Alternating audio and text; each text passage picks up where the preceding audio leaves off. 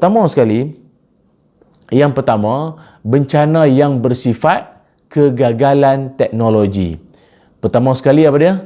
Bencana yang bersifat kegagalan teknologi. Bila kita sebut berkaitan tentang bencana kegagalan teknologi ini, maka dia berkaitlah dengan banyak berita yang kita pernah dengar sebelum ini. Sama ada pesawat jatuh, kereta api tergelincir, kapal karam, pesawat hilang, pesawat jatuh, terhempas, sistem down, apa lagi? Macam-macam lagi. Jadi benda ini semua dia ada kaitan dengan bencana menjelang kiamat, iaitu kegagalan teknologi. Maknanya kalau sebelum ni kita memang bergantung harap pada dia, pada teknologi itulah. Tapi sampai satu masa, satu keadaan tu, dia sendiri pun kita dah tak boleh harap lagi dah. Teknologi tu tak boleh harap lagi dah. Menyebabkan banyak bencana-bencana yang lain. Itu yang pertama. Yang kedua, iaitu bencana yang bersifat social politik.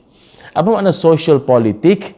Termasuklah rusuhan, peperangan, konflik pula di antara ahli politik, mungkin antara pemimpin-pemimpin ini semua. Dan kita pun doalah pada Allah Subhanahu Wa Taala, ini tak lama akan berlangsungnya PRN, daripada video atau live ini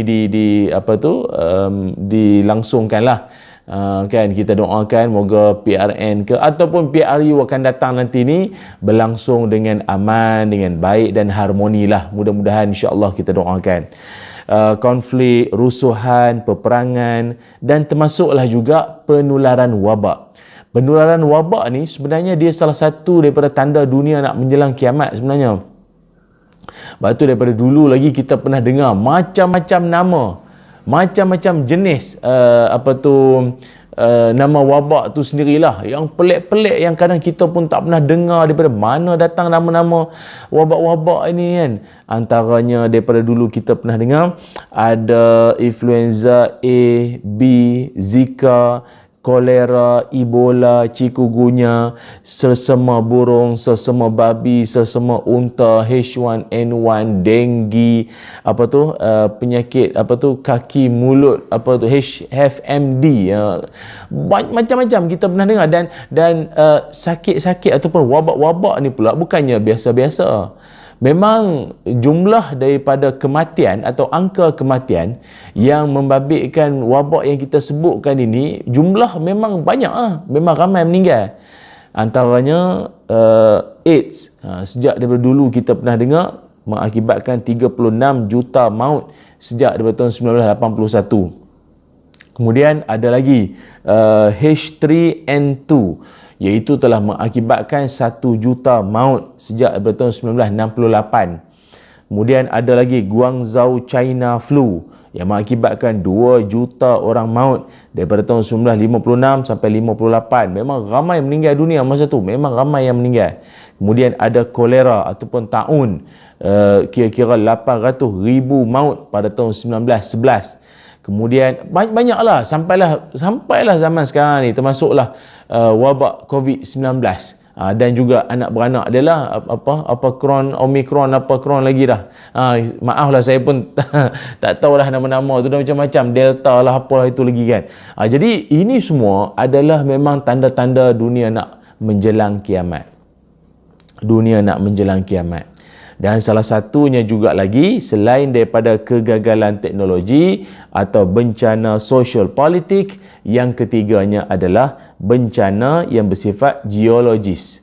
Bencana yang bersifat geologis ni maknanya apa? Gempa bumi, taufan, tsunami, tanah runtuh. Gempa bumi, taufan, tsunami, tanah runtuh, cuaca tak menentu, ataupun banjir kilat atau banjir dahsyat. Ini pun semua adalah tanda-tanda dunia nak menjelang kiamat sebenarnya.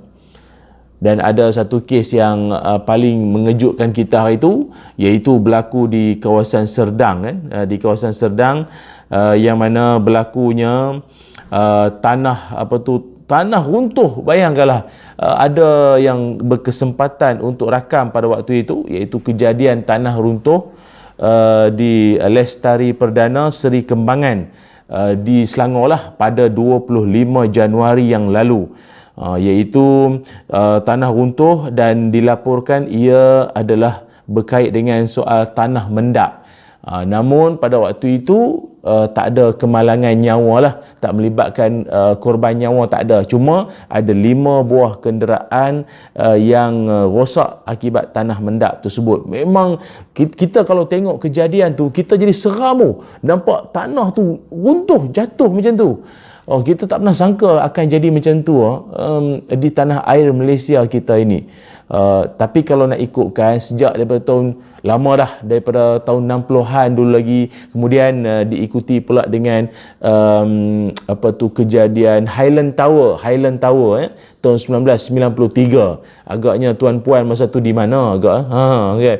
Masih bersekolah ke di kolej ke di mana tu masa tu? Tahun 1993, kejadian tragedi Highland Tower yang roboh tu kan, yang ranak, yang jatuh daripada bangunan yang tinggi tu, sujud menyembah bumi tu, jatuh dan mengakibatkan puluhan nyawa yang terkorban pada masa itu. So itu kejadian tanah runtuh, kejadian-kejadian yang sangat dahsyat, yang pelik-pelik ini semua, ya, sebenarnya dia juga adalah merupakan tanda-tanda dunia kita sedang nak menuju ke arah kehancuran. Dunia kita sedang nak menuju ke arah kiamat. Namun insiden-insiden ini tak bolehlah kita semata-mata nak menyerahkan bahawa ini dunia nak kiamat dah, macam tu tanah jadi macam tu, tak boleh. Sebab itu saya sendiri ikuti perkembangan. Pihak Majlis Semendaran pun telah bertindak dengan pasang cerucuk besi untuk nak mengelak runtuhan. Sebab rupanya ada setengah-setengah kawasan, kalau kawasan lain ada yang tanah runtuh diakibatkan ataupun berpunca daripada ada aliran air dekat bawahnya itu. Sebab itu kita berpesan jugalah kepada semua pihak supaya tiap kali dalam mana-mana bentuk pembinaan, kita pastikan terlebih dahulu apa yang akan berkait dengan soal keselamatan nyawa penduduk-penduduk di sekitar. Untuk pemaju-pemaju pula, developer sekalian, janganlah memikirkan soal untung dan wang dan fulus semata-mata. Nak bina tu pun kena fikir nyawa orang sama. Fikirkan nyawa tu. Kita pun bukan tak pernah jumpa. Ada je kita pernah jumpa. Ada orang dia kata, Ustaz, kalau saya nak bangunkan kawasan tu, saya dah lama kaya. Kalau saya nak bangunkan kawasan tu, dah lama saya kaya, poket saya penuh dah. Tapi sebab bila kita tengok semula, kita pantau semula, kawasan tu memang tak sesuai nak dibangunkan apa saja bentuk pembangunan di situ. Tanah cantik, ada sungai pula, macam-macam keindahan yang ada kat situ. Tapi kalau dia buat juga pembinaan pembangunan di situ, akan mengancam nyawa penduduk-penduduk di situ nanti ataupun penduduk-penduduk di sekitarnya tu nanti. Inilah dia orang yang ada sifat amanah. Orang yang ada sifat amanah dalam jiwa dia, bukan sembang saja. Dia memang ada amanah dalam jiwa dia. Dia tak nak, kalau nak fikirkan kekayaan, fikir income, fikir untung, memang dah lama dia boleh untung. Tapi disebabkan oleh dia tak nak apa yang dia buat hari ini akan menyebabkan di kemudian hari dia dipertanggungjawabkan di hadapan Allah Subhanahu wa taala. Mana-mana pula kawan-kawan semua yang nak bangunkan kawasan ke, yang nak buat binaan apa-apa, tolong pastikan kelestarian alam kita terpelihara dan terjaga. Tu kena ingat tu. Sebab itu kawan-kawan yang dirahmati Allah sekalian, bila dunia nak menjelang kiamat, banyaklah benda-benda pelik, kejadian-kejadian. Kalau macam yang sebelum ni yang pernah saya ulas, iaitu berlakunya ribut taufan di mana di Ipoh kan, Ipoh Perak kan, dan beberapa kawasan lagi di tempat lain pun ada juga berlaku. Lepas tu di Jambatan Pulau Pinang berlakunya angin kencang yang sangat kuat, air laut bergelora. Apa lagi? Berlakunya banjir yang dahsyat penghujung Disember 2021, ataupun ada setengah kawasan disebut silent tsunami. Memang ini semua adalah benda yang mencelikkan mata kita ataupun membangkitkan sedarnya kita bahawa dunia sudah tidak lama lagi atau dunia sedang menuju ke arah penghujungnya. So itu muslimin muslimat, kawan-kawan penuntut yang dirahmati Allah sekalian. Walau bagaimanapun, selain daripada isu dunia yang makin pelik, kejadian pelik-pelik di sekeliling kita, tahukah anda, ada lagi kejadian-kejadian yang jauh lebih pelik pada pandangan kita, pada fikiran kita, yang kita rasa peliknya, macam mana boleh jadi ni? Ada. Tapi benda itu dia tak berlaku pada alam, tapi dia berlaku pada pada siapa? Pada manusia. Berlaku pada manusia. Kalau kejadian yang berlaku, bencana alam ini pun bagi kita dah pelik-pelik dah. Manusia pun makin lama makin pelik. Manusia makin lama makin pelik perangai kita, tak tahulah apa jadi pula ni. Rupanya salah satu daripada tanda-tanda dunia menjelang kiamat adalah apabila manusia sudah tidak lagi manusia sudah tidak lagi apa ni? Manusia sudah tidak lagi menghormati rumah Allah Subhanahu wa taala. Manusia tidak hormat pada rumah Allah taala. Manusia tak hormat pada rumah Allah taala ni maksudnya apa ni? Manusia tidak lagi hormat pada masjid, tak hormat pada rumah Allah, tak hormat pada masjid. Dan ini sememangnya disebutkan oleh Nabi Muhammad sallallahu alaihi wasallam berkaitan tentang orang-orang yang tidak menghormati rumah Allah. Kata baginda Nabi Muhammad sallallahu alaihi wasallam, inna min asyratis sa'ah an tuttakhadhul masajid turuqa.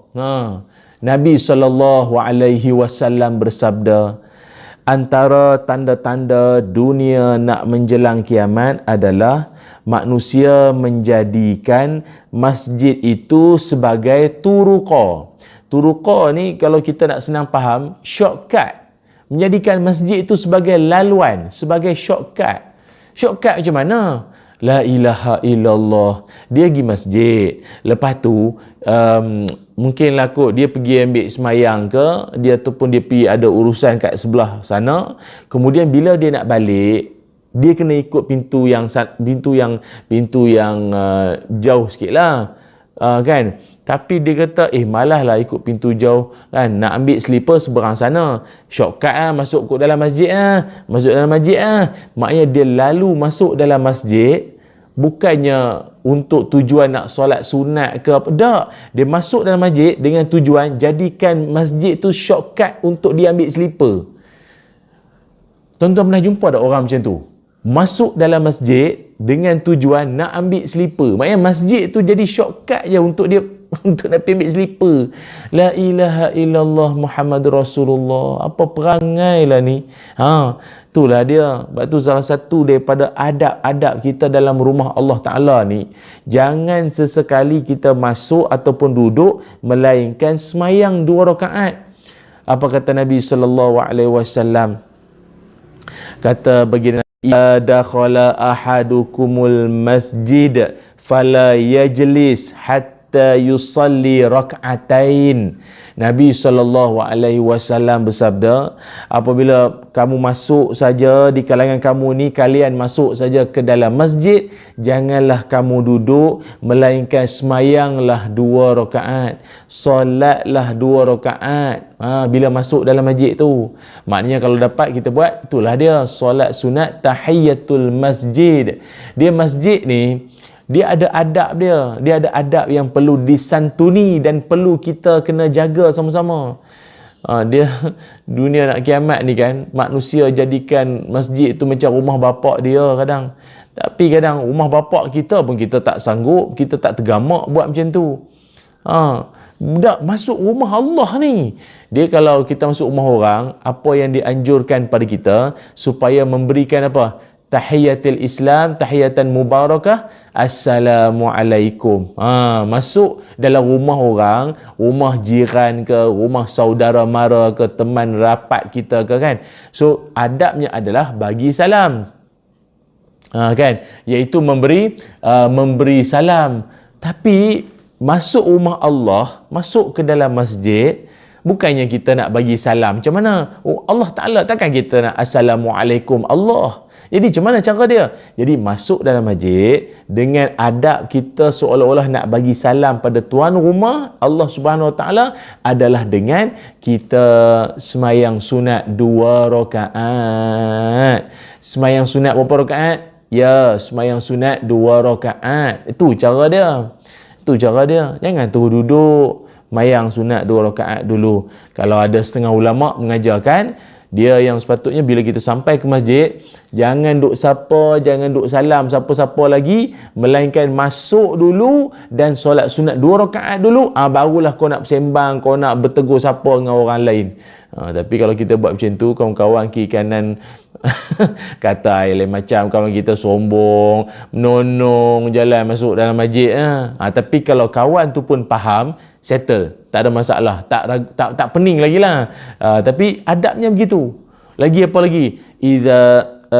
Inna min asyrati sa'ah an yamurra rajul bil masjid la yusalli fihi rak'atain. Dan Nabi SAW menyebutkan tanda-tanda dunia nak menjelang kiamat apabila melintasinya seseorang itu, yang mana bila dia lintas saja dalam masjid tanpa dia semayang sunat 2 rakaat, tanpa dia solat 2 rakaat, waktu la ilaha illallah, dah lalang dia masuk dalam masjid kan, patut 2 rakaat lah, patut dah dia masuk, dia menonong jalan macam tu kan, tak 2 rakaat pun buat solat sunat. Ini itu yang kita kata kejadian pelik-pelik menjelang kiamat tu. Inilah dia pelik.